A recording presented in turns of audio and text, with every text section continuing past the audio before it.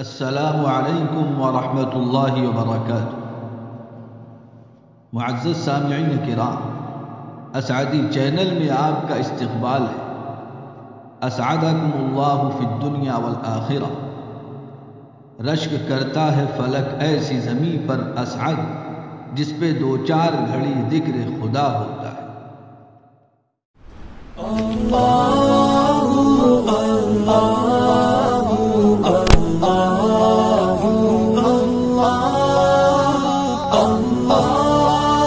الحمدللہ وکفی وسلام علی عبادہ الذین اصطفی، اما بعد۔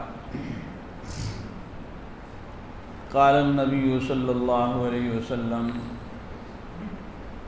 احصوا ہلال شعبان لرمضان۔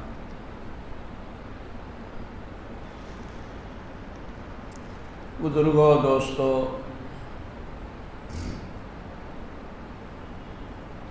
اس شہر سے ہمارا اس ادارے کی وجہ سے، جس ادارے سے میں نے بھی فیض اٹھایا اور اب ایک لمبے عرصے سے طالب علمی کے بجائے دوسری طرح فیض اٹھا رہا ہوں، اس کی بنا پر ایک گہرا ربط و تعلق ہے۔ بہت آنا ہوا، بہت آیا، آنے کا جی بھی چاہتا ہے۔ یہاں سے نہایت دور دراز جگہ ہے اور بڑا دشوار گزار راستہ ہے، ابھی بھی ہے، اگرچہ اب الحمدللہ اللہ کا بڑا فضل ہے، لیکن ہمارے حضرت مولانا صدیق احمد صاحب باندھوی رحمۃ اللہ علیہ، ان کی برکت کہ ان کے ادارے میں دور دراز سے تین چار گاڑیاں بدل کر طلبہ پڑھنے آتے رہے، اور یہاں سے بھی خوب گئے، جاتے رہے، ابھی بھی جا رہے ہیں۔ ابھی مولانا نے فرمایا کہ اس وقت جو یہاں مجمع ہے اور اس میں جو علماء ہیں، ان کی اچھی خاصی تعداد وہ ہے کہ جس نے جامعہ ربیہ ہتھورا باندھا سے اکتساب فیض کیا ہے، اور ایک بڑی تعداد تو ان کی ہے کہ جو وہاں سے فارغ ہے۔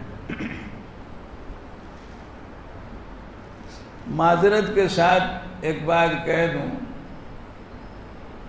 کہ ایک مرتبہ آندھرا کے ایک شہر میں چندے کے لیے گیا، بہت دنوں یہاں آیا چندہ کرنے کے لیے مدرسے کا، اور یہ جو حصہ ہے خیرت آباد سے لے کر ملا پلی کا، یہاں کی سڑکوں پہ نہ جانے کتنا پیدل چلا، چندے کا کام تو بغیر پیدل ہوتا ہی نہیں۔ تو ایک شہر میں گیا تو وہاں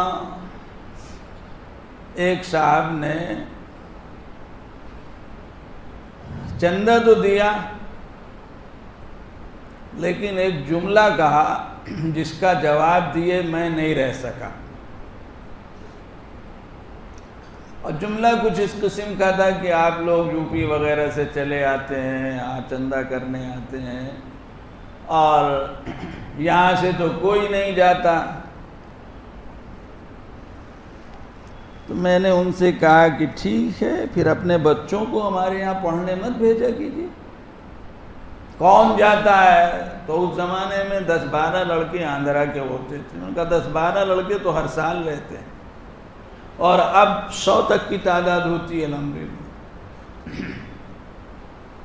ایسا تعلق ہمارے ادارے سے رہا، تو اس کی وجہ سے بہت آتا رہتا ہوں۔ اور پھر حضرت مولانا احمد عبداللہ طیب صاحب، اللہ ان کو صحت اور عافیت سے رکھے اور ان کے فیض کو قبول فرمائے، سامنے باتیں نہیں کہنی چاہیے، ابھی مولوی محمد صاحب نے بھی کہہ دیا ہے، اور شہر کے لوگ خوب مولانا کو جانتے ہیں، جو جانتے ہو لوگ کیا ضرورت پڑی کہنے کی۔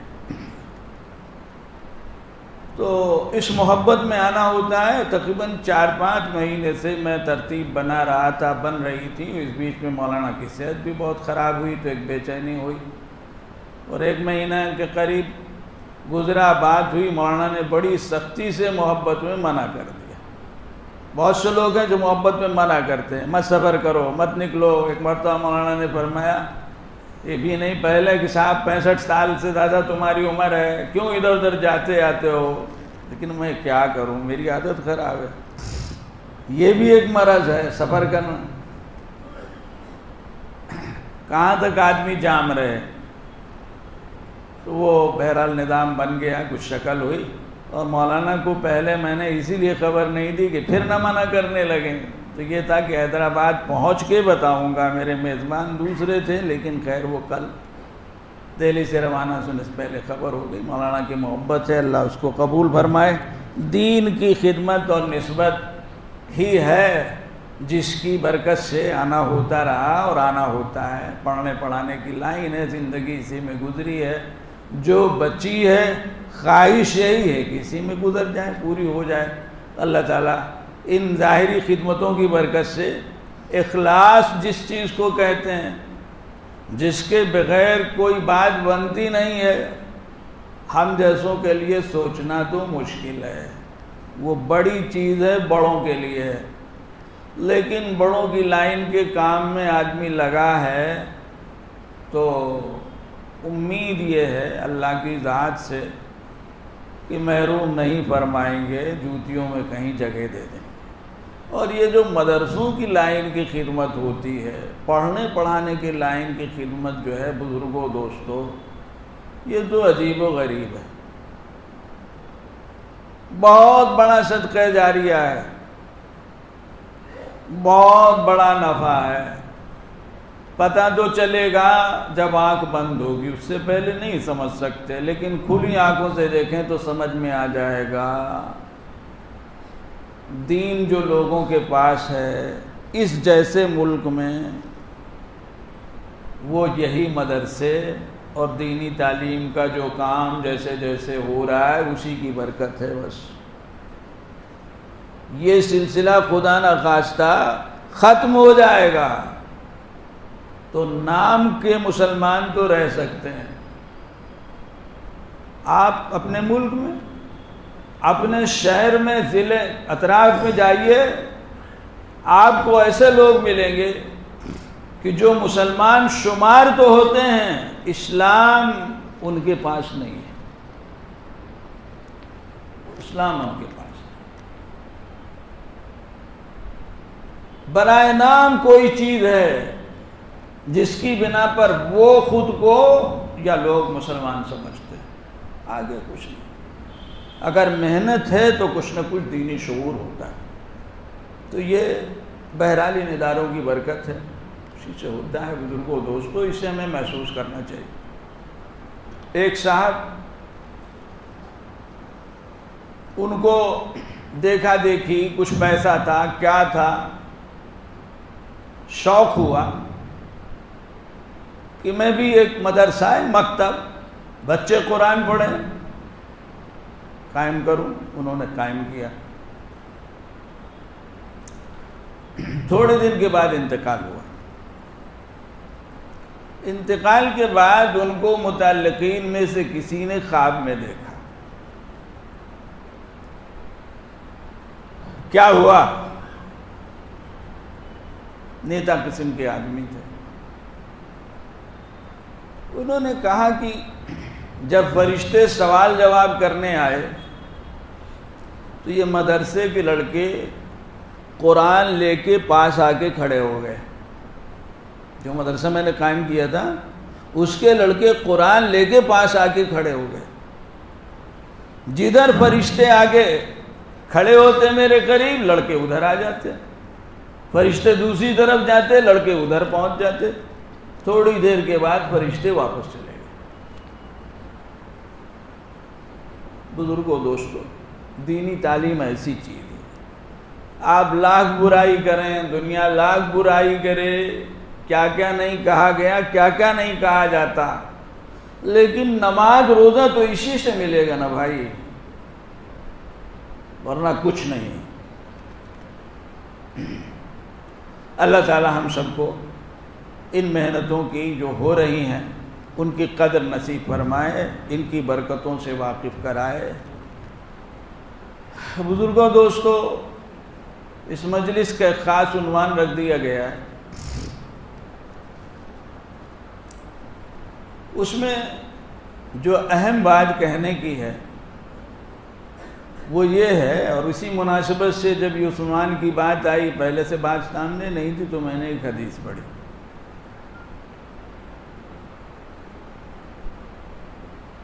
ہماری زندگی کا اپنا ایک نظام ہے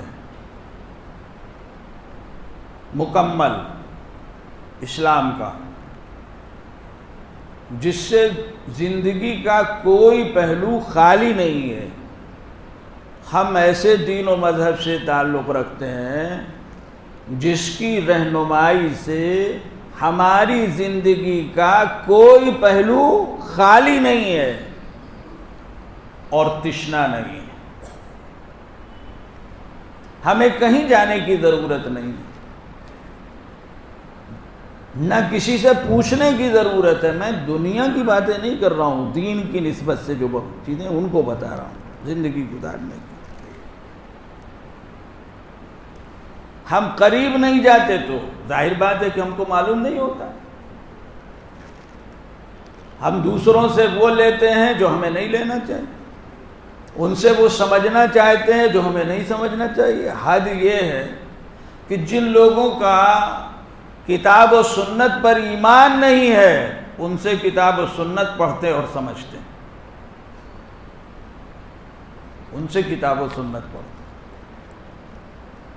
ایمان ہی نہیں ہے، تو جس کا ایمان نہیں ہے تو لامحالہ دشمن ہے۔ وہ تو اس لیے پڑھا رہا ہے کہ اس سے کچھ کام لینا چاہتا ہے۔ تو بڑی بڑی یونیورسٹیوں میں جو اسلامی علوم مثلا پڑھائے جا رہے ہیں، ان کے پڑھانے والے کون لوگ؟ ہمارے یہاں کچھ مل جائیں ہم ہی میں سے، لیکن باہر کے ملکوں میں تو شاید و باہر ہیں، وہ کیا پڑھائیں گے ہم؟ ان سے اسلام سیکھتے ہیں، ان سے قرآن سمجھتے ہیں، ان سے حدیث سمجھتے ہیں۔ اور ظاہر بات ہے کہ جب وہ ان چیزوں کو مانتے نہیں ہیں تو اس عنوان سے وہ ہم کو بتائیں گے، سکھائیں گے جو حقیقت کے خلاف ہوگا۔ ان کی ایک مہم ہے، تو وہ قرآن سے ہمارا یقین ہٹائیں گے، وہ حدیث سے ہمارا یقین ہٹائیں گے۔ جو لوگ جاتے ہیں، اگر ان کی اپنی کوئی خاندانی تربیت نہیں ہے، کوئی پس منظر نہیں ہے، تو ان سے یہی لے کے آتے، اور پھر اپنے ملکوں میں ظاہر بات ہے کہ وہ ایسی باتیں کرتے ہیں کہ جو دین و اسلام سے کوئی تعلق نہیں رکھتے۔ بہرحال تو بات یہ کہی جا رہی تھی کہ دیکھیے ہمارے پاس اپنا ہر چیز کا ایک نظام ہے۔ دنیا کو زندگی گزارنے میں، اپنے معاملات میں تاریخ کی ضرورت پڑتی، تاریخ نظم و ضبط کے لیے بہت سے معاملات ہیں ان کو طے کرنے کے لیے۔ اس لیے دنیا میں قدیم زمانے سے ہر ملک اور علاقے اور قوم میں تاریخ کا ایک نظام رہا ہے۔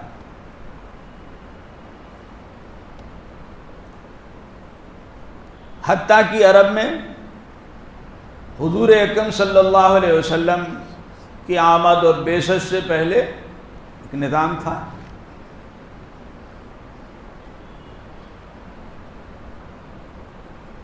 جس سے لوگ ضرورت پر کام لیتے تھے۔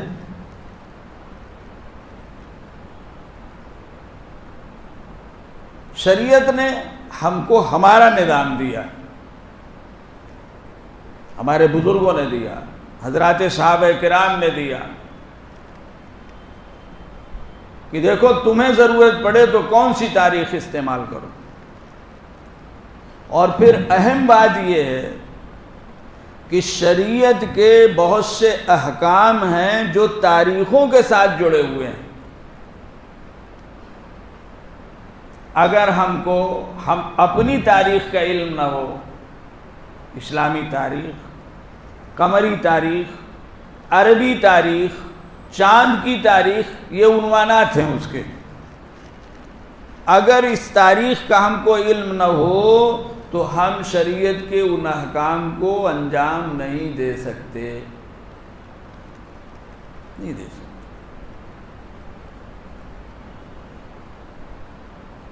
اسی لیے علماء نے کہا ہے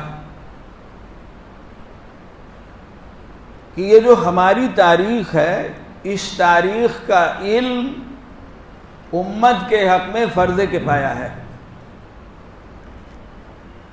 یعنی امت کو فی الجملہ اسے جاننا چاہیے. ہر آدمی نہ جانے کوئی حرج نہیں، گنجائش. فرض کفایہ اسی کو کہتے ہیں. نماز جنازہ ہر ایک کو پڑھنا ضروری نہیں، لیکن کچھ لوگوں کے لیے پڑھنا ضروری ہے. فرض کفایہ ہے. ہر شہر میں، ہر علاقے میں، ہر بستی میں کچھ ایسے افراد ہونے چاہیے جن کو اسلامی تاریخ کا پورا باضابطہ علم ہو. کب سے شروع ہوتا ہے سال، کب ختم ہوتا ہے، کون سے مہینے ہیں، یہ ساری معلومات ہونی چاہیے تاکہ مسلمان شریعت کے جو احکام ان تاریخوں کے ساتھ جڑے ہوئے ہیں ان کی بجا آوری کر سکیں. اور اس ضمن میں ایک عجیب بات یہ ہے کہ یہ جو اسلام کے 5 ارکان ہیں جو ہم خوب سنتے ہیں، اور ماشاءاللہ یہ اچھا شہر ہے، اچھے لوگ ہیں، تو یہاں تو سبھی لوگ واقف ہوں گے کہ اسلام کے 5 ارکان ہیں. شریعت کے احکام تو بہت سے ہیں، بہت سی تعلیمات ہیں، لیکن ان 5 چیزوں کو اسلام کا رکن کہا گیا. حدیث مشہور ہے. اور بات یہ ہے کہ ان 5 چیزوں سے ایک مسلمان کے یا ایک انسان کے اسلام کا پتہ چلتا ہے. پتہ چلتا ہے.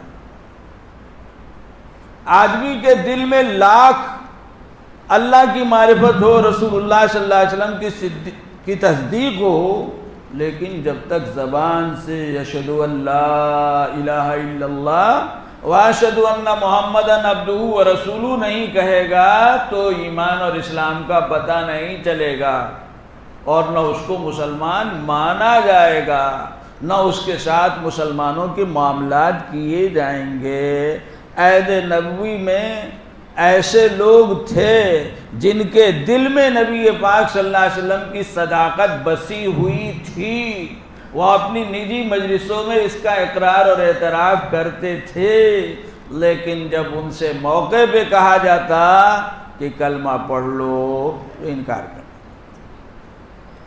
حتیٰ کہ حضور اکرم صلی اللہ علیہ وسلم کے چچا ابو طالب، جنہوں نے حضور صلی اللہ علیہ وسلم کی سرپرستی کی اور جن سے آپ کو بڑی تقویت حاصل ہوئی، خود ان کے اشعار موجود ہیں جن میں نبی پاک صلی اللہ علیہ وسلم کی صداقت کا اظہار ہے. لیکن موقع پڑنے پر محبوب بھتیجے نے چہیتے چچا سے اصرار کے ساتھ کہا کہ کم سے کم اب تو کہہ لیجئے دنیا سے رخصت ہو رہے ہیں، کہہ لیجئے، بس مت سوچئے کہ کیا فائدہ، اب تو ہم جا رہے ہیں، کہہ لیجئے. لیکن یہ اللہ کا نظام ہے بھائی، اللہ کا نظام، اس کے ہاتھ میں سب کچھ ہے. کس کو ہدایت دے دے، کس کو محروم کر دے، کس سے ہدایت چھین لے، کس سے اپنے دین کا کام لے لے. ضروری نہیں ہے کہ مسلمانوں ہی سے کام لے، اور مسلمان سے ہی کام لے، موقع پڑتا ہے تو بسا اوقات اپنے کسی دشمن کو کھڑا کر دیتے ہیں اسلام کے کسی بڑے کام کے لیے۔ کلمہ نہیں پڑھا، کلمہ پڑھنا پڑے تب بات ہوگی۔ ایک دوسری چیز نماز، روزہ، یہ سب چیزیں وہ ہیں 5 چیزیں جن سے آدمی کے اسلام اور ایمان کا پتہ چلتا ہے۔ جب تم مسلمان ہو گئے دل سے تو اظہار کرو اس کا، مسجد جاؤ 5 وقت کی نماز پڑھنے کے لیے، مسجد نہیں جاؤ گھر میں پڑھتے رہو گے تو بے نمازی شمار ہوگے، دنیا میں بے نمازی کا حکم ہوگا۔ روزہ، زکوٰۃ، حج، یہ ارکان ہیں، ان کی انجام دہی ہے، نہیں کرو گے تو کچھ اور الزام آئے گا۔ تو ارکان اسلام یہ اس لیے ہیں بزرگوں دوست، ان میں سے 2 رکن ایسے ہیں بلکہ 3 ایسے ہیں کہ جن کا تعلق اسلامی تاریخ سے ہے، اسلامی تاریخ سے۔ سال میں 1 مہینے کا روزہ فرض ہے نا بھائی، 1 مہینے کا روزہ فرض ہے۔ وہ مہینہ کون سا ہے؟ رمضان کا ہے۔ پہلی رمضان سے 29-30 تک روزے رکھنے ہیں۔ اب رمضان کے مہینے کا پتہ ہوگا تب تو ہم روزہ رکھیں گے، استقبال کریں گے، تیاری کریں گے، فکر کریں گے۔ اور اگر پتہ نہیں ہوگا تو ہم میں اور دوسروں میں کوئی فرق نہیں، کوئی فرق نہیں ہوگا۔ حدیث جو میں نے پڑھی اس میں یہی بات ہے، حضور صلی اللہ علیہ وسلم نے فرمایا شعبان کی تاریخ کا پتہ رکھو رمضان کے لیے، اور خالی شعبان سے دوڑی۔ شعبان کا پتہ کب چلے گا؟ جب رجب کا علم ہو۔ اور رجب کا پتہ کب چلے گا؟ جب جمادی الاولیٰ جمادی الاخری کا ہو۔ اس کا پتہ کب چلے گا؟ جب ربیع الاول اور ربیع الثانی کا علم ہوگا۔ چلتے چلے جائیے، محرم سے ابتدا ہے۔ تو رمضان کے مہینے کا جب پتہ ہوگا تب تو ہم روزہ رکھیں گے، اور پتہ نہیں ہوگا پھر ہم رمضان کا مہینہ ہے، سارے کاروبار جاری ہیں، دن میں بے تکلف کھا رہے ہیں، دعوتیں بھی کر رہے ہیں، دعوتیں بھی دے رہے ہیں۔ ایک بڑے عہدے کے اعتبار سے ذمہ دار ہمارے ملک کے علماء کی ایک جماعت ان سے ملنے گئے، معاملات ہیں، ملنا بھی پڑتا ہے ملت کے مسائل میں۔ دن کا وقت تھا، بات چیت ہوئی، گفتگو ہوئی، 12:30-1 بجے کے قریب وقت ہوا، وہ لوگ چلنے لگے۔ تو انہوں نے کہا کہ رک جائیے، لنچ کا وقت ہو گیا ہے، رک جائیے، لنچ کا وقت ہو گیا ہے، کھانا کھا لیجیے پھر جائیے گا۔ تو ان حضرات نے کہا کہ بھئی رمضان ہے۔ کہا اچھا رمضان شروع ہو گیا۔ مسلمان، ایک بڑے خاندان کے آدمی، بڑی حیثیت کے آدمی کہنے لگے اچھا رمضان شروع ہو گیا، مجھ کو تو پتہ ہی نہیں چلا۔ جب دور ہوں گے تو یہی تو ہوگا نا بھائی، جو لوگ اب یہیں سے سمجھنے کی بات ہے، ان چیزوں کا پتہ کیسے چلے گا؟ ایسے لوگوں سے ملو ملاؤ، کچھ ان سے بھی رابطہ رکھو، ان کے بیچ میں رہو۔ اگرچہ آج کے زمانے میں کیلنڈر عام ہو گئے ہیں، بہت سے کیلنڈروں میں عربی تاریخ بھی ہوتی ہے، بہت سے لوگوں کو عربی تاریخ کا پتہ کچھ اس سے چل جاتا ہے اگر اسلام سے تعلق رکھتے ہوں کہ وہ چھٹیاں جڑی ہوئی ہیں تو انہوں نے دیکھ لیا فلاں چھٹی فلاں چھٹی، ورنہ اس ماحول اور معاشرے میں رہے گا آدمی تب تو اور جب اس ماحول اور معاشرے میں نہیں رہے گا تو کہاں پتہ چلے گا؟ وہ رہ رہا ہے اعلیٰ قسم کی کالونیوں میں، آبادیوں میں، جہاں دور دور تک اسلام نہیں دکھتا، مسجد نہیں ہے، حتیٰ کہ بسا اوقات اذان کی آواز نہیں آتی۔ آپ کو حیدرآباد میں بھی ایسی شاید بستیاں اور آبادیاں مل جائیں جہاں مسلمان بسے ہوئے ہیں، یہ صورتحال ہے۔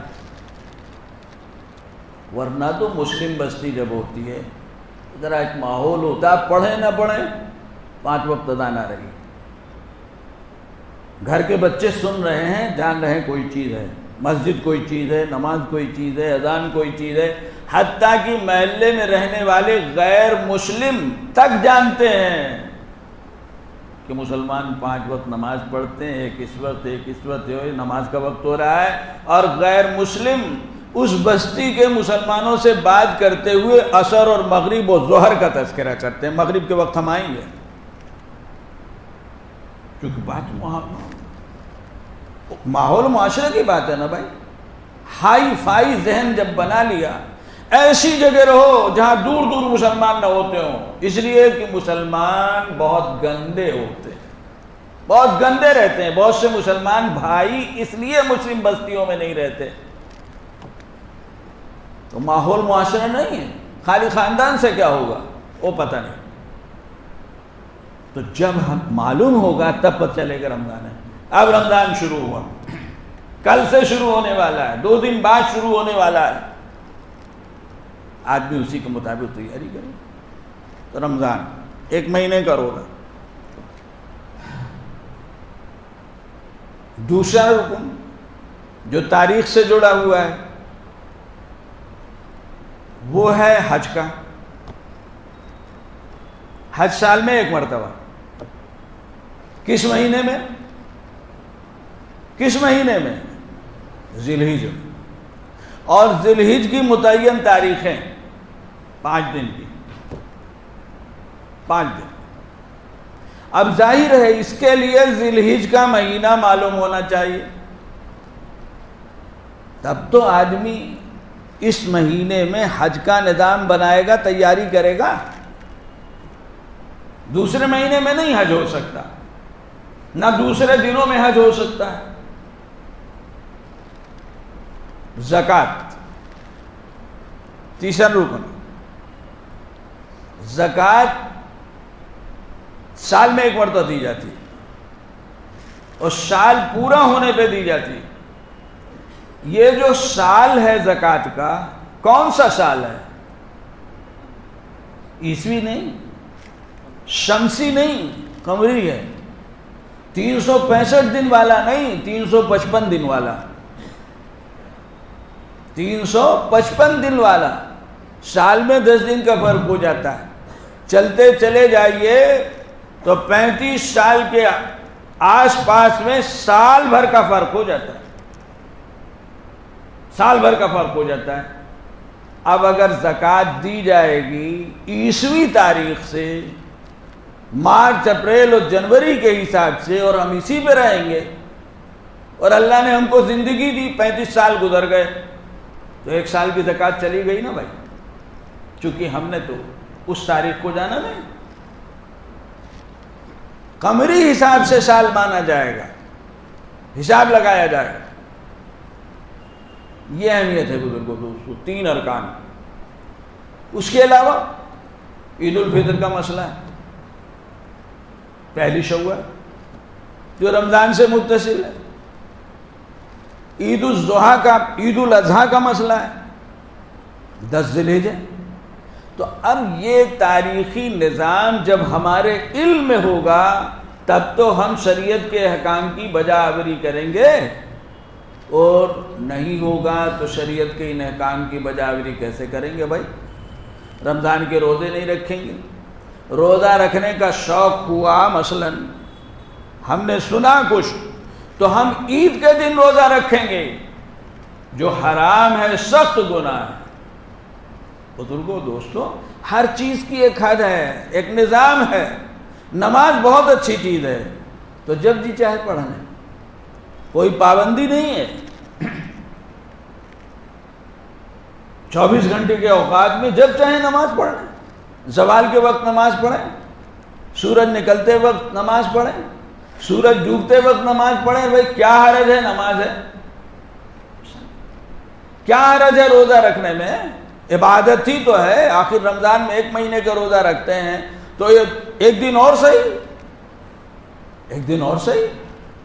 ذی الحج میں 10, 11, 12, 13 روزہ رکھ لیا. ارے بھائی, جس ذات نے اپنی رضا اور خوشی کے لیے یہ عبادت ہم کو دی ہے, اسی نے ان دنوں میں روزہ رکھنے سے منع کیا. حج دوسرے زمانے میں نہیں کر سکتے, کیا حرج ہے؟ بڑی بھیڑ ہونے لگی ہے, لاکھوں لوگ ہو جاتے ہیں, بڑی پریشانی ہوتی ہے. سال میں 2 مرتبہ کر لیا کریں, 3 مرتبہ کر لیا کریں 4 مہینے پہ. اس طرح کی باتیں بھی ہمارے بعض بھائیوں کی طرف سے آتی ہیں. اللہ ہماری حفاظت فرمائے. بڑے بڑے مفکر ہیں نا بھائی, ان کو اس سے بحث نہیں ہے. شریعت نام اللہ اور رسول پاک صلی اللہ علیہ وسلم کی ہدایات کا ہے. دین سارا کا سارا ربانی ہے. یہاں منمانی کچھ نہیں ہے, اپنی مرضی سے کچھ نہیں ہے. ارے بھائی, جون کا مہینہ, مئی کا مہینہ, جولائی کا مہینہ, روزہ, یہ تو بڑا سخت ہو جائے گا. ایسا کرو دسمبر کی طرف کھسکا لو, جنوری کی طرف کھسکا لو. ہمارے ایک بزرگ, بڑے بزرگ, ان سے ملک کے بہت بڑے عہدیدار نے ایک ملاقات میں کہا کہ حضرت, ان کے بڑھاپے پہ ترس کھا کے, حضرت رمضان آ رہا ہے, بڑا سخت موسم ہے, اب کی جنوری میں کر لیجئے گا. وہ بیچارے تو غیر مسلم تھے. اب کی جنوری میں کر لیجئے گا. تو کیا اس کے گنجائش ہے؟ یہاں جنوری جون سے کوئی بحث نہیں ہے, بحث ہے ماہ رمضان سے. ماہ رمضان جون میں پڑے تو روزہ رکھنا, اور جنوری میں پڑے تو روزہ رکھنا. ہمارے اختیار میں کچھ نہیں ہے. سال میں حج 1 مرتبہ رکھا گیا ہے. جس نے حج فرض کیا اور جس نے ہم کو بتایا, سکھایا, ان کو پتا تھا کیسی بھیڑ ہوگی, کیا حالات ہوں گے, کتنی پریشانیاں ہوں گی. لیکن انہوں نے یہ نہیں کہا کہ جب تک بھیڑ کم ہو تب تک ذی الحج میں کرنا, 1 مرتبہ کرنا, جب زیادہ ہونے لگے تو سال میں 2 مرتبہ کر لینا, 6 مہینے پہ نظام بنانے. تو یہ تاریخ ہمارے علم میں نہیں ہوگی بزرگوں دوستوں, تو ہم شریعت کے احکام کی, اتنے بڑے بڑے احکام کی بجا آوری کیسے کریں گے؟ اس لیے اس کا علم فرض کفایہ ہے. فرض کفایہ ہے. ہونا تو یہ چاہیے کہ ہر مسلمان واقف ہو. اور آج اس کے ذرائع بہت ہو گئے, کیلنڈر ہے, اور ہم لوگوں کے پاس جو چیزیں ہیں خود ان کے واسطے سے بھی علم ہو جا رہا ہے. ورنہ ہر ماحول اور معاشرے میں اور اس کا علم رکھنے والے ہونے چاہیے.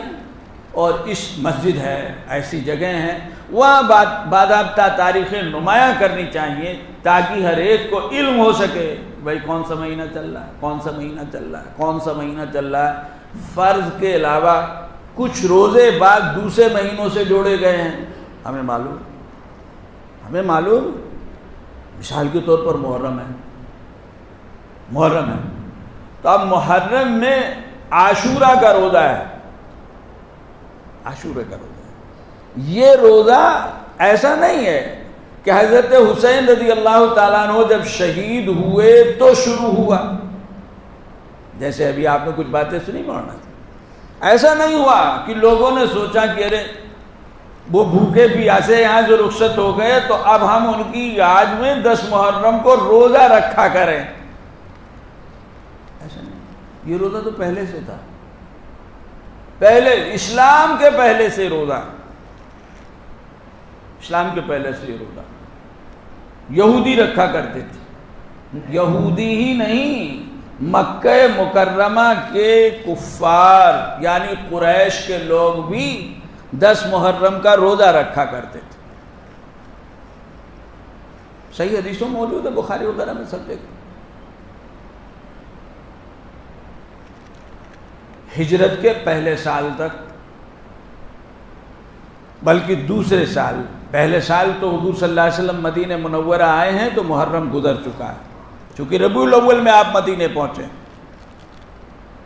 اگلا سال جو ہجرت کا دوسرا سال ہے اس کے محرم میں آپ نے روزہ رکھا، اور مدینہ منورہ کے مسلمانوں کو حکم فرمایا روزہ رکھنے کا، اس لیے کہ وہاں جو پہلے سے غیر یہودی تھے اور حضرات انصار وہی تھے، وہ نہیں روزہ رکھتے تھے، وہ نہیں رکھتے تھے۔ مکے کے کفار تو رکھتے تھے، مدینہ منورہ کے انصار جو ظاہر ہے کہ کفر سے تعلق رکھتے تھے وہ یہ روزہ نہیں رکھتے تھے۔ حضور صلی اللہ علیہ وسلم ان کو حکم فرمایا، تو یہ روزہ تو چلا آ رہا ہے، پرانے زمانے سے چلا آ رہا ہے۔ حضرت موسیٰ علیہ السلام نے رکھا، یہودی رکھتے تھے، اس کے اسباب بھی بتائے گے اور لوگوں سے۔ تو اب 10 محرم کا پتہ ہو تو ہم یہ روزہ رکھیں گے۔ اس روزے کی فضیلت کیا ہے؟ اس روزے کی فضیلت ہے، نبی اکرم صلی اللہ علیہ وسلم نے فرمایا 1 سال کے گناہ معاف ہوتے ہیں، 1 سال کے گناہ معاف ہوتے ہیں۔ اب کتنی بڑی فضیلت ہے۔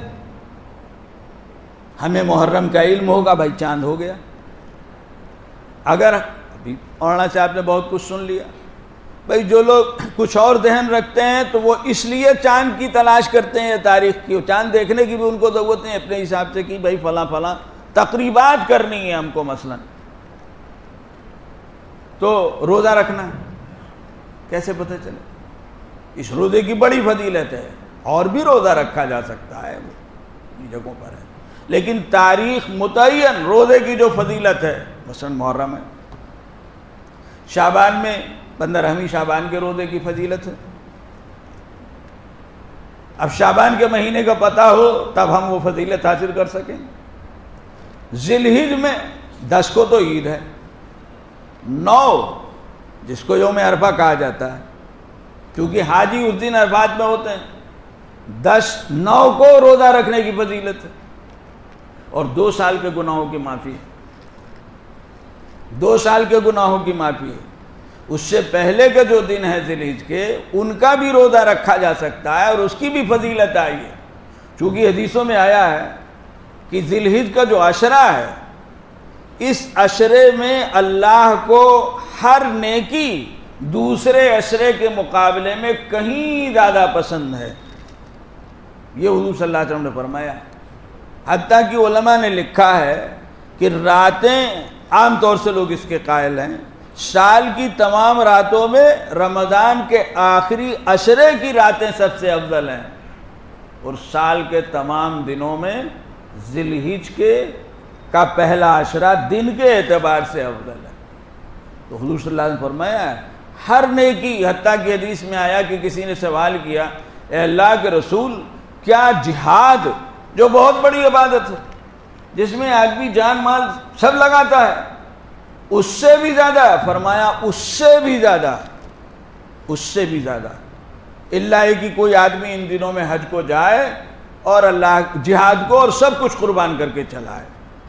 تو اب سوچئے کہ اگر ہم کو اپنی تاریخ کا علم نہیں ہوگا تو شریعت کے یہ احکام، خاص طور سے یہ ارکان، رمضان کے روزے کا نظام، حج کا نظام اور زکوٰۃ کا حساب، اور عورت جو عدت وفات گزارتی ہے وہ بھی اسی سے جڑا ہوا ہے۔ اصل اس میں بھی عربی تاریخ ہے، 4 مہینے 10 دن کی جو عدت ہے وفات والی، تو اب ظاہر بات ہے کہ وہ بھی تو اسی سے جڑا ہے۔ طلاق کی جو عدت ہے 3 مہینے کی، تو اصلاً تو دوسرے نظام سے جڑی ہوئی ہے، لیکن وہ بھی اسی سے جڑا ہوا ہے۔ چاند کی تاریخ گنی جائے گی، شمار کی جائے گی، اسی سے عدت پوری ہوگی۔ تو اس طرح کی جو چیزیں ہیں بزرگوں، دوستو، یہ ہمارے لیے بہت اہم ہے۔ اس لیے اس موقع پر اس قسم کی ایک تذکیر سال کے شروع میں لانا اور آنا، یہ ایک ضرورت کی چیز ہے، تاکہ اسی زمانے سے ماہ بماہ ہم کو علم ہوتا رہے، اور ہم گویا شریعت کے احکام کی بجاوری کے لیے تیار رہیں۔ آخر حضور صلی اللہ علیہ وسلم نے جو یہ فرمایا کہ بھائی شعبان کی تاریخ معلوم کر کے رکھو تاکہ رمضان کے لیے ذہن تیار ہو جائے۔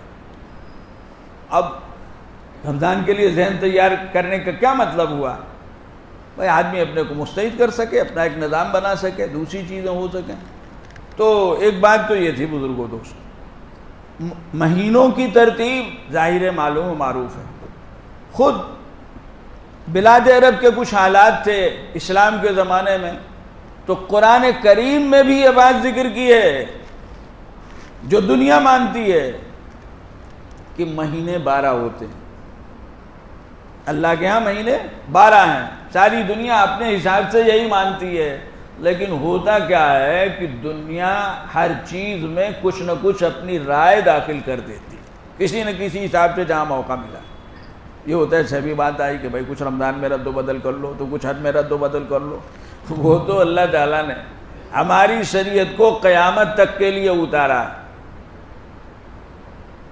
اس میں ایک ایک چیز کی حفاظت کا اس نے ایسا نظام بنا دیا ہے کہ چاہے جیسے لوگ میدان میں آ جائیں، چاہے جتنے قرآن بنانے والے آ جائیں، سینکڑوں سال گزر گئے بناتے رہے، ہر زمانے میں پیدا ہوتے رہیں گے، کوئی نئی بات نہیں ہے جو اس وقت 2-1 پیدا ہو گئے۔ آپ لوگ واقف ہوں گے، چل رہا ہے، کچھ ہمارے یہاں تیار ہو گئے، کچھ دوسرے ملکوں میں بناتے رہتے ہیں، یہ قرآن مسلمانوں کے لیے بناؤ، یہ قرآن بناؤ، یہ پڑھیں وہ پڑھیں، ہم نے حکومت کو بھیج دیا ہے، ہم نے فلاں جگہ بھیج دیا ہے، یہ قرآن پڑھیں، ہم نے نیا قرآن تیار کر دیا۔ جب کرتے رہو، تمہارے کرنے سے کیا ہوگا؟ وہ اللہ کا کلام ہے، اللہ اس کا محافظ ہے نا بھائی۔ نبی اکرم صلی اللہ علیہ وسلم کے دادا نے، عبد المطلب نے کیا کہا تھا ابرہہ سے؟ مشہور ہے، جب اس نے کہا کہ ارے عجیب آدمی ہو تم اونٹ مانگ رہے ہو ہم سے کہ ہمارے اونٹ تم لوگ لے آئے ہو دے دو، اور ہم تمہارے بیت اللہ پر چڑھائی کرنے کے لیے آئے ہیں، جو تمہارا دین و ایمان ہے سب کچھ ہے، کچھ نہیں کہہ رہے ہو؟ کچھ کہنے کی ضرورت نہیں، کچھ کہنے کی ضرورت نہیں، وہ جس کا گھر ہے وہ خود جانے، ہم کو کیا بحث؟ گھر کا مالک انتظام کرے گا، ہم کو کچھ نہیں کرنا ہے، ہم کو تو ہمارے اونٹ چاہیے۔ وہ قرآن جس کا کلام ہے اس کا وعدہ ہے، اِنَّا نَحْنُ نَزَّلْنَا الذِّكْرَ وَإِنَّا لَهُ لَحَافِظُونَ۔ بڑے تاکیدی الفاظ ہیں، علماء جانتے ہیں، علماء جنہوں نے باقاعدہ پڑھا ہے اور سمجھا ہے عربی زبان کو، وہ سمجھ سکتے ہیں کہ اس کے کیا معنی ہے، کتنے زور اور قوت کے الفاظ ہیں۔ جس قوت کا کلام ہے اور جس قوت والی ذات کا کلام ہے اسی قوت کا کلام ہے۔ اِنَّا نَحْنُ نَزَّلْنَا الذِّكْرَ، ساری دنیا ناک رگڑ دے، جتنی شکلیں جی چاہے بنا دے، جتنی شکلیں جی چاہے بنا دے، سوال نہیں پیدا ہوتا۔ یاد رکھیے، یاد رکھیے، ہم مسلمان ہیں،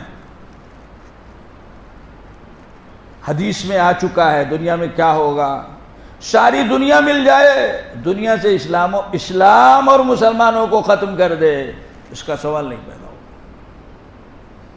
اس کا سوال نہیں پیدا ہوتا۔ فرمایا گیا ہے وقت آئے گا ساری قومیں ایسے جمع ہو جائیں گی جیسے کھانے کے دسترخوان پر کھانے والے بیٹھتے ہیں تم کو کھا لینے کے لیے، لیکن اللہ نے نظام بنایا ہے قیامت تک اسلام رہے گا، قرآن رہے گا، مسلمان رہیں گے، اس لیے مایوسی اور پریشانی کی تو کوئی چیز ہی نہیں ہے۔ جس کا دین و مذہب ہے، جس کی کتاب ہے، وہ حفاظت کرے گا۔ ہاں یہ ہو سکتا ہے ایک جگہ نہ رہیں وہ لوگ جن کو اللہ نے محافظ بنایا ہے، دوسری جگہ، تیسری جگہ ساری دنیا سے ختم ہو جائیں، نہیں ہو سکتا۔ بڑی واضح مثالیں ہیں، دنیا کے کئی ملکوں کی ہیں، خود ہمارے یہاں کے بعض حصوں کی ہے۔ مسلمان ختم ہو گئے، پھر ابھرنے لگے، پھر ان علاقوں میں اسلام ابھرنے لگا، مسلمان پہنچ گئے، نکل آئے، دبے دبائے، مسجدیں آباد ہونے لگیں۔ ہمارے ملک میں بعض ایسے خطے ہیں، اور ملک کے باہر جو ملک ہیں بعض، جہاں ایسا ہوا اور جس کو بنیاد بنا کر لوگ اسکیمیں بنا رہے ہیں اس ملک کی نسبت، ان ملکوں میں بھی رخ بدل گیا۔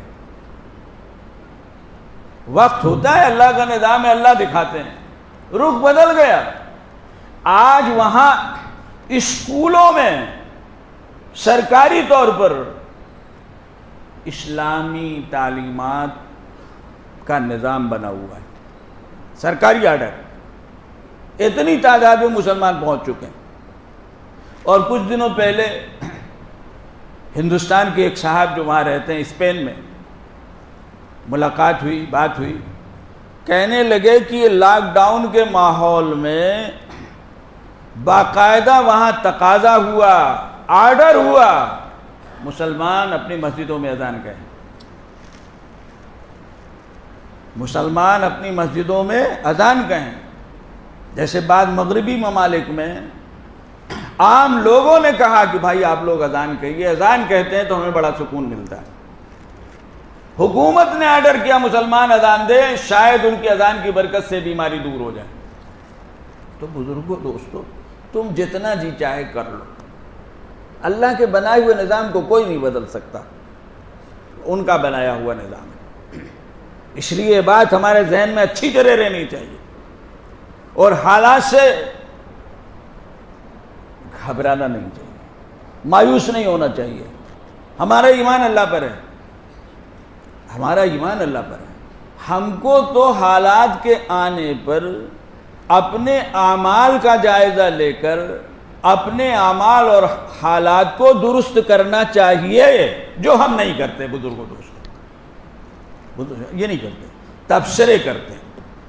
دنیا تبصرے کرتی، ہم بھی تبصرہ کرتے ہیں، یہ کیوں ہو رہا ہے، یہ کیوں ہو رہا ہے، یہ کیوں ہو رہا ہے، ایسا کیوں ہو گیا، یہ تبصرے کرتے ہیں۔ ایک خبر اڑتی ہے، فلاں محلے میں لوگ پتھر کے ہو گئے، مثال کے پتھر کے ہو گئے۔ اب ایک دوسرے کو فون ہو رہا، بھائی ایسا سنا ہے، اور فون لگا رہے ہیں، فون اٹھ نہیں رہا۔ اب رات میں 12-1 بجے فون لگا رہے ہیں، نہیں اٹھ رہا ہے۔ بہت سے لوگ بند کر دیتے ہیں، بہت سے لوگ گھنٹی بھی ہو تو نہیں اٹھاتے۔ اب ایک دوسرے کو خبر دے رہے ہیں، گھروں سے باہر نکل آئے، سڑک پر ایک تعداد ہو گئی، تبصرے شروع ہو گئے، ہوٹل چائے کے کھل گئے، اور تبصرے یہ شروع ہو گئے کہ بھائی حدیثوں میں تو آیا کہ سمت پر اس طرح کے عذاب نہیں آئیں گے، اس طرح کا عذاب نہیں آئے گا، پھر یہ کیسے ہو سکتا ہے کہ لوگ پتھر کے بن جائیں۔ یہ ہمارا کام ہے، یہ ہم کرتے ہیں۔ اس وقت جو حالات چل رہے ہیں، 1.5 سال کے قریب ہو گیا، جن حالات میں ہم ہیں، ان حالات میں کیسے تبصرے، کیسے مضامین، یہ ہے، فلاں جگہ سے، فلاں جگہ سے، ان کی سازش ہے، ان کی سازش ہے۔ لیکن ایک مسلمان کا کام، بزرگوں، دوستو، جو سب سے پہلے ہوتا ہے وہ ہوتا ہے کہ اللہ سے تعلق، اللہ کی طرف سے حالات کو ماننا، اس نسبت سے اپنے حالات اور اعمال کا جائزہ لینا، اور کچھ نہ سمجھ میں آئے تب بھی توبہ و استغفار کرنا۔ کیا ضروری ہے کہ ہم سمجھیں؟ ہم کو تو اپنے لیے حسن ظن ہے کہ ہم تو بہت شریعت پہ عمل کر رہے ہیں، 5 وقت کی نماز پڑھ رہے ہیں، تہجد پڑھ رہے ہیں، یہ پڑھ رہے ہیں، اور کتنی کوتاہیاں ہیں ان کی طرف کوئی توجہ نہیں۔ مثال کے طور پر نماز کی تو پابندی ہے، لیکن اخلاق، کاروبار و معاملات، ہم سوچتے ہی نہیں کہ یہ بھی شریعت میں داخل ہے۔ ہم سمجھتے ہیں 5 وقت کی نماز باجماعت، تھوڑا اور ہوا تو جناب تہجد وغیرہ اس طرح کی چیزیں، کچھ پیسے ہیں، صدقہ و خیرات، بس یہ سب کچھ ہے. اور کاروبار میں جو ادھر کا ادھر تھا وہ وہیں کمائی ہے. معاملات ادھر کو ادھر ہے. دوسروں کا مال ہڑپ کر رکھا ہے مختلف شکلوں میں، وہ وہیں کمائی ہے. ہمارا ذہن نہیں جاتا. بزرگوں، دوستو، ایک مسلمان کا کام یہ ہے بحیثیت مسلمان، جو بھی حالات آئیں ان حالات میں سب سے پہلے اپنے رب کا دروازہ کھٹکھٹاؤ. اللہ ہم سب کو توفیق دے. اپنے رب کا دروازہ کھٹکھٹاؤ. سب وہیں سے ہوتا ہے، اسی سے ہوتا ہے، کسی اور سے نہیں ہوتا. کوئی امریکہ، کوئی چین، کسی کی سازش دنیا میں کامیاب ہونے والی نہیں ہے اگر اس کی مرضی اور فیصلہ نہ ہو. ختم ہو گئی بات. سب سے پہلے وہ دروازہ کھٹکھٹاؤ. سب سے پہلے اس کو راضی کرنے کا کام کرو. اور اس کو راضی کرنے کا کام کیا ہے؟ توبہ و استغفار. توبہ و استغفار، اپنے لیے، امت کے لیے، سب کے لیے. جو سمجھ میں آ رہے ہیں گناہ، جو نہیں سمجھ میں آ رہے ہیں، توبہ و استغفار، صدقہ و خیرات. یہ حکم ہے ہم کو. یہ ہم سے نہیں ہوتا. بڑی سے بڑی مصیبت ہو، اللہ کے دربار میں جاؤ. ہم دوسرے درباروں میں تو جاتے ہیں، اللہ کے دربار میں بڑی دیر میں جاتے ہیں. اور اللہ کے دربار میں اپنی بات دوسروں کے واسطے سے پہنچانا چاہتے ہیں، خود نہیں رکھتے. یہ بھی ایک مزاج بنا ہے. ہم خود دعا نہیں کرتے، دوسروں سے دعا کراتے ہیں. دوسروں سے دعا کراتے ہیں. دوسروں سے دعا کرائی جا سکتی، اس کا حکم ہے. اس کو آپ بیکار نہ سمجھیں. نبی اکرم صلی اللہ علیہ وسلم نے بعض مرتبہ بعض صحابہ سے کہا ہے ہمارے لیے دعا کرنا. عمرہ کرنے جا رہے ہو، ہم کو بھی یاد رکھنا. لا تنسنا فی دعائک یا اخیا.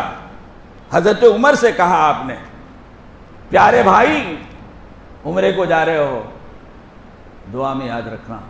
دعا کی بھی جاتی ہے، دعا کرائی بھی جاتی ہے. جی، دعا کرانا بھی ایک طاعت اور عبادت ہے. حضور اکرم صلی اللہ علیہ وسلم نے صحابہ سے فرمایا، حضرت اویس قرنی کے حالات بتاتے ہوئے اور خبر دیتے ہوئے کہ وہ آئیں گے مدینے. جب وہ مدینے آئیں تو ان سے اپنے لیے استغفار کرانا، دعا کرانا.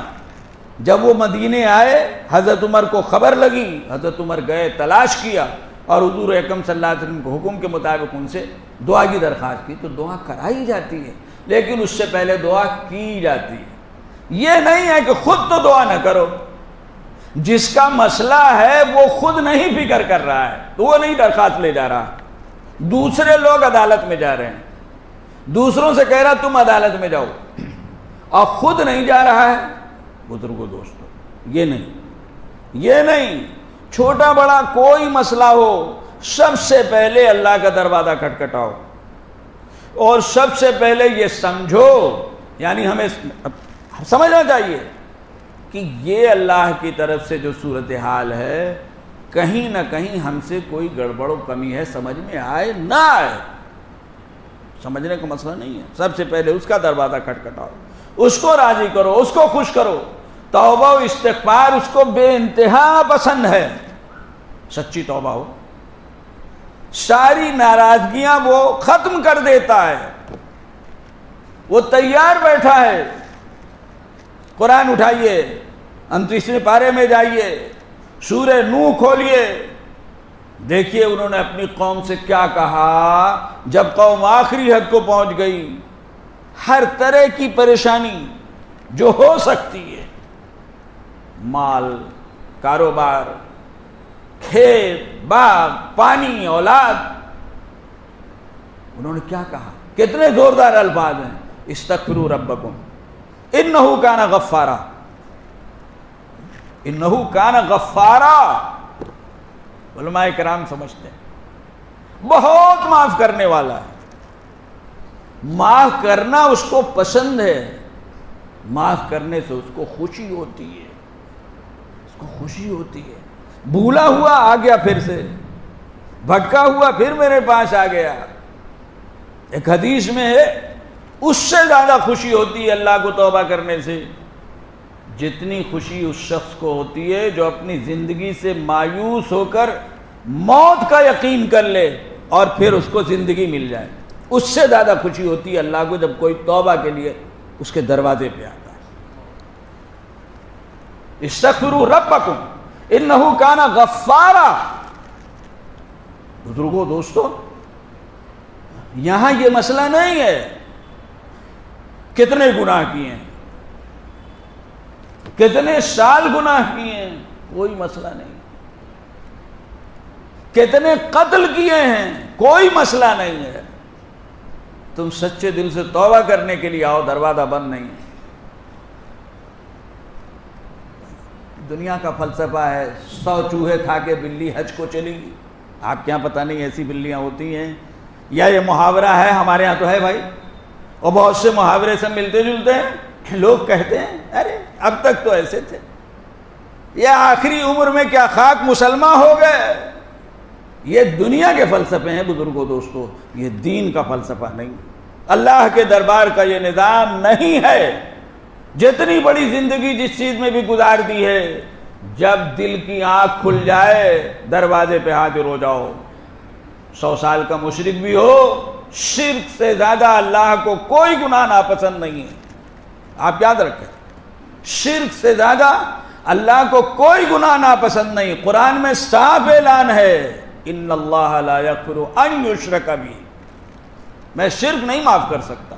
قرآن میں موجود ہے، نبیوں تک کے لیے اللہ نے کہا ہے اگر خدا نخواستہ تم سے شرک سرزد ہو گیا تو یاد رکھو گئے۔ لیکن ایک مشرک بھی جب شرک سے توبہ کا ارادہ کر کے ان کے دروازے پر آتا ہے تو دروازے کو بند نہیں پاتا۔ یہ بھی ہو سکتا ہے ادھر توبہ کی ادھر موت آئی جی اور جنت میں پہنچ گئے۔ ایک آدمی حاضر ہوا نبی پاک صلی اللہ علیہ وسلم کی خدمت میں، دیہات سے چل کے آیا، اسلام لایا اور فوراً ہی موت ہو گئی۔ فرمایا جنت میں پہنچ گیا۔ یا کہیں جہاد میں تھا شہید ہو گیا، جنت میں پہنچ گیا، نہ نماز نہ روزہ، ادھر ایمان لایا ادھر بلاوا آ گیا، ختم ہو گیا۔ ان کے یہاں سب اتنے میں ختم ہو جاتا ہے بزرگوں دوستوں، کوئی مسئلہ ہی نہیں ہے۔ توبہ سچی ہونی چاہیے، توبہ سچی ہونی چاہیے۔ بخاری کی حدیث ہے ایک شخص نے 100 قتل کیے اور توبہ کے لیے بےتاب، توبہ قبول ہو گئی، توبہ قبول ہوگی۔ اس قصے میں تو یہ آیا ہے، علماء موجود ہیں جانتے، رہا ہوگا 99 قتل کیے اس نے، انسانوں کے 99 قتل کیے۔ ہوتے ہیں بہت سے لوگ۔ بزرگوں دوستو، ایمان اگر ہوگا تو کبھی نہ کبھی آنکھ کھل جاتی ہے، لیکن اس آنکھ کے کھلنے کے لیے یہ بھی ضروری ہے کہ بچپن میں کچھ ماحول ملا ہو، بچپن میں کچھ ماحول ملا ہو، کچھ ماں باپ نے فکر کر کے دین سکھایا اور بتایا ہو، تو درمیانی وقفے میں جب آنکھیں بند ہو چکی ہوتی ہیں ایک وقت آتا ہے آنکھ کھل جاتی ہے۔ حدیث ہے نبی پاک صلی اللہ علیہ وسلم نے فرمایا ایک شخص کے باپ کا انتقال ہوا، بہت تکلیفیں دیتا تھا، بہت تکلیفیں دیتا تھا۔ باپ کے مرنے کے بعد ایک خیال ہو گیا کہ میرے ابا جان دنیا سے رخصت ہوئے، اب اس نے ابا کے لیے دعائیں شروع کی، مغفرت، خیال آ گیا۔ بزرگوں دوستو، یہ خیال اسی بچے کو آئے گا جس کے ماں باپ نے بچپن میں کچھ ایمان اور اسلام سکھایا اور بتایا ہوگا۔ جو لوگ بے پرواہ رہتے ہیں، نہیں ان کے یہاں تو اللہ ہم سب کی حفاظت فرمائے، لڑکا جنازے میں موجود ہوتا ہے، کنارے کھڑا ہوتا ہے، نماز نہیں پڑھتا، کیوں؟ سکھایا ہی نہیں۔ یہ دنیا کے واقعات ہیں، لیکن جنہوں نے اپنے بچپن میں فکر کی، بزرگوں دوستو فکر کیجئے، خالی دنیا کی فکر نہ کیجئے۔ جنہوں نے فکر کی ہوگی بہک بھی جائے گا، نافرمان بھی ہو جائے گا تو آنکھ کھل جائے گی، مرنے کے بعد کام آئے گا۔ اصل تو یہی ہے نا، شروع کی دعا۔ حضور صلی اللہ علیہ وسلم فرماتے ہیں اتنی دعا کی کہ اللہ تعالیٰ خوش ہو گئے، اس کے باپ کی بھی مغفرت کر دی اور اس کو بھی معاف کر دیا۔ ارے باپ مرا تھا، نافرمان تھا، مجرم تھا، باپ کی بھی مغفرت کرا لی اپنی توبہ و استغفار سے، اپنی بھی اپنی بھی بزرگوں کو 99 کو قتل کیا. بے چینی ہوئی. ایک صاحب کے پاس پہنچے. وہ بیچارے مسائل زیادہ نہیں جانتے تھے. بہت سے لوگ نماز روزہ خوب کرتے ہیں, گہرے مسئلے نہیں جانتے. ظاہر ہے کیا کہیں گے, ارے 99 انسانوں کو قتل کر کے توبہ سوچ رہے ہو, وہی بات آ جائے گی 100 چوہے والی. وہ انکار کر دیا. اب وہ اتنا جوش میں تھا, کسی طرح وہ اس کو وہی قاضی, وہ جس نے اس کو فتویٰ دیا غلط, اس کو بھی صاف کر دیا. اب 100 ہو گئے. اب اگلی منزل پہ پہنچا. بے چینی ختم نہیں ہوئی, ایک تڑپ ہے, تڑپ بزرگوں دوستو. یہ ایمان کس سے پیدا ہوتی ہے؟ وہ عالم تھے, وہ مسائل کی گہرائی جانتے تو انہوں نے کہا بالکل ٹھیک ہے, توبہ ہے, سب معاف ہو جائے گا. ہاں ایک بات ہے, تم اپنا وطن چھوڑ دو. انہوں نے سمجھا اتنا بڑا مجرم, یقیناً اس کے وطن کے لوگوں کے حالات اچھے نہیں ہیں. بزرگوں دوستو, مجرم بنانے میں معاشرے کا بہت دخل ہوتا ہے. ہمارا بچہ چھوٹی سی چوری کرتا ہے, ہم ہنس کے چھوڑ دیتے ہیں, یہی بڑا چور بنتا ہے. ہمارے محلے میں ایک آدمی کوئی نامناسب حرکت کرتا ہے, لوگ چاہتے ہیں سزا ہو, 4 آدمی کھڑے ہو جاتے ہیں. کل کو یہ ایسا کرنے والا ان 4 کی گردن مارتا ہے. معاشرہ مجرم بناتا ہے, معاشرے نے مجرم بنایا. اس لیے انہوں نے کہا ایسا کرو, ہجرت کرو. اب نبی پاک صلی اللہ علیہ وسلم کا فرمان ہے, پچھلی امت کا قصہ ہے, وہ وہاں سے چلا یہ نیت لے کے کہ میں اب اپنے گاؤں نہیں جاؤں گا. تھوڑی دور چلا تھا, انتقال ہو گیا. اب ہمارے آقا نے فرمایا صلی اللہ علیہ وسلم, ہمارا تو ایمان ہے بھائی. کہا وہ دونوں طرف کے فرشتے آ گئے, روح ہم لے جائیں گے, ہمارا آدمی تھا, ابھی تک تو ہمارا آدمی تھا, تم کیسے آ گئے؟ ان کا نہیں توبہ کر لی تھی. فرمایا نبی پاک صلی اللہ علیہ وسلم نے, اللہ تعالیٰ نے ایک فرشتہ بھیجا, جاؤ فیصلہ کرو. فیصلہ کیا ہوا؟ اس کے گھر کا فاصلہ ناپو, جدھر جا رہا تھا اس کا فاصلہ ناپو, جس سے زیادہ قریب ہو اس کے حوالے کر دو. اور بعض روایتوں میں یہاں تک آیا ہے کہ فاصلہ تو کچھ ایسا ہی تھا, اللہ کا حکم آیا جہاں جا رہا تھا اس کے لیے قریب ہو جانے کا, سمٹنے کا اس زمین کے حصے کی, دوسرے کے دور ہونے کا ناپا گیا, تو جہاں جا رہا تھا اس کے قریب نکلا. اتنا, آدھے سے ذرا سا, چند انچ. بات کہاں, 100 انسانوں کا قاتل. اللہ کو ایک انسان کا قتل انتہائی ناپسند ہے. حدیثوں میں یہاں تک آتا ہے کہ ایک مومن کو اگر کوئی آدمی ساری دنیا مل کر قتل کرے, قتل حرام, تو سب کو اللہ جہنم میں ڈال دے گا. اس نے پیدا کیا ہے, تم اس کی جان لے رہے ہو. لیکن صدق دل سے جب پہنچا تو توبہ قبول ہو گئی. تو بزرگوں دوستو, ہمیں اپنا مزاج بنانا چاہیے. حالات پیش آتے ہیں, پیش آتے رہیں گے. دنیا میں رہنا ہے تو اللہ کا نظام ہے, اور کلام پاک میں ان کا ارشاد ہے, ایمان لا کر مطمئن نہ ہو. کلام پاک میں ان کا ارشاد ہے, وَلَنَبْلُوَنَّكُمْ بِشَيْءٍ مِّنَ الْخَوْفِ وَالْجُوعِ. ہمیں تو یہ کرنا ہی کرنا ہے, اور پھر دیکھنا ہے کہ تم ہمارے ہو کہ کچھ اور. اگر تم صبر کرتے ہو, ہمارے حوالے کرتے ہو, تو ہمارے ہو, انعامات کی بارش ہے. انعامات کی, وَبَشِّرِ الصَّابِرِينَ الَّذِينَ إِذَا أَصَابَتْهُمْ مُصِيبَةٌ قَالُوا إِنَّا لِلَّهِ وَإِنَّا إِلَيْهِ رَاجِعُونَ أُولَٰئِكَ عَلَيْهِمْ صَلَوَاتٌ مِّن رَّبِّهِمْ وَرَحْمَةٌ وَأُولَٰئِكَ هُمُ الْمُهْتَدُونَ. 3 انعام اللہ نے بتائے, 3 انعام اللہ نے بتائے بزرگوں. یہ تو ہونا ہی ہونا ہے, ہمارے گھر میں ہونا ہے, ہمارے کاروبار میں ہونا ہے, ہمارے خاندان میں ہو رہا ہے, ہمارے محلے و گاؤں میں ہونا ہے. آپ یہ کیوں سوچتے ہیں کہ ہم مسلمان ہیں, یوں نماز پڑھ رہے ہیں, یوں روزہ رکھ رہے ہیں, یوں مسجد بنا رہے ہیں, کر رہے ہیں, کچھ نہیں ہوگا. ان کے ہاں یہ نظام نہیں ہے, یہ تو ہونا ہی ہونا ہے. ہم کو کیا کرنا ہے اس کی فکر کیجئے. ہم کو توبہ و استغفار کرنا ہے, اللہ کو راضی کرنے کی کوشش پوری کی پوری. توبہ و استغفار, صدقہ و خیرات, جو اللہ توفیق دے جتنا دے. ضروری نہیں ہزاروں ہوں, ضروری نہیں لاکھوں ہوں. بیماری میں کتنا ہم خرچ کرتے ہیں, ایک ایک دن میں کتنا خرچ کرتے ہیں. صدقے کا اوسط کیا ہوتا ہے؟ صدقے کا اوسط کیا ہوتا ہے؟ ہوا بھی تو بہت کم ہوا. ایک رواج چل پڑا ہے جانوروں کے صدقے کا، ذبح کر کے کھلانے پلانے کا. یہ سب کچھ نہیں ہے شریعت کے نظام میں. غریبوں کے ہاتھ میں دو، ایک اچھی مناسب رقم، جیسی بیماری ہو اس کے مطابق دو، اور اللہ پہ یقین رکھو بڑی سے بڑی بیماری وہ دور کر سکتا ہے. جیسی بیماری ہو، روزانہ 10,000 خرچ ہو رہے ہیں اسپتال میں. ایک دن کا خرچ دے دو کسی غریب کو، 10,000 12,000 15,000. ہمارے بعد بزرگ تو بہت مشورہ دیتے تھے. حضرت شیخ رحمۃ اللہ علیہ اتنا اس کو کرنے والا نہیں دیکھا اور بتانے والا نہیں دیکھا. 50,000 صدقہ کرو. حضرت 5,000. مولوی آدمی کہا نہیں 50,000 صدقہ کرو. کسی طرح کیا، بہت بڑی بیماری دور ہو گئی.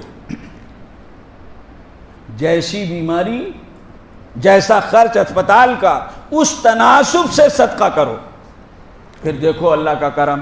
بزرگوں دوستو، ہمیں اس کا مزاج بنانا چاہیے. اللہ تبارک تعالی ہم سب کے ساتھ لطف عنایت و فضل و کرم کا معاملہ فرمائے، اور ایمان کی دولت دی ہے اس کی قدر کی توفیق عطا فرمائے، حق ادا کرنے کی توفیق عطا فرمائے. بزرگوں دوستو، ہم کو مفت میں ملا ہے، اس کا کرم اور احسان ہے. اس نے اپنی پہچان دی ہے، اپنی نماز دی ہے، اپنا روزہ دیا ہے. کتنے لوگ پھر رہے ہیں ادھر ادھر. اس نعمت کی قدر کیجئے، اس کا حق ادا کیجئے. دنیا میں رہنا ہے، دنیا کو برتنا ہے، دنیا کا کاروبار کرنا ہے، بیوی بچے سب کچھ کرنا ہے. سب شریعت کا حکم ہے، شریعت کے تحت ہے بزرگوں دوستو. لیکن اللہ کو نہیں بھولنا ہے.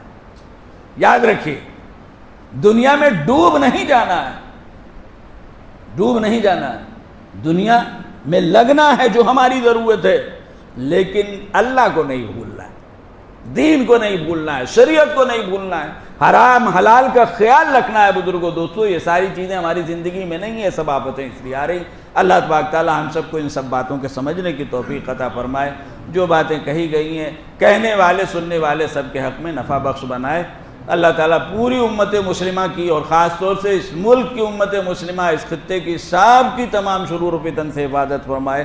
دعاؤں کا اہتمام ان بلاؤں کے لیے اپنے اپنے طور پر، شخصی طور پر بھی کرنا چاہیے. بزرگوں دوستو، دعاؤں سے ہمارا رشتہ کمزور ہے، اور اجتماعی طور پر بھی حد پہ موقع کرنا چاہیے. وآخر دعوانا الحمدللہ رب العالمین.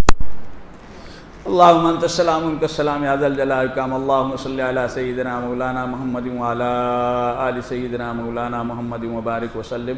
اے اللہ، ہم سب کے گناہوں کو معاف فرما، ہماری خطاؤں کو معاف فرما، ہم سب کو اپنی طاعت و مرضیات میں مشغول فرما. بار الہٰ، اپنے غضب سے ہم سب کی حفاظت فرما، اپنے غضب سے ہم سب کی حفاظت فرما. اللہم لا تقتلنا بغضبک ولا تہلکنا بعذابک. اے اللہ، ہم سب تیرے سامنے تیرے گھر میں ہاتھ اٹھائے ہوئے ہیں. اے اللہ، بچے بھی ہیں، بوڑھے بھی ہیں، جوان بھی ہیں. اللہ، ہم سب اپنے تمام گناہوں سے توبہ کرتے ہیں. اے اللہ، ساری امت کے گناہوں کی نسبت سے بھی ہم تجھ سے استغفار کرتے ہیں، معافی چاہتے ہیں. اے اللہ، یہ دنیا میں آئی ہوئی آفت، اے اللہ تو ہی دور کر سکتا ہے.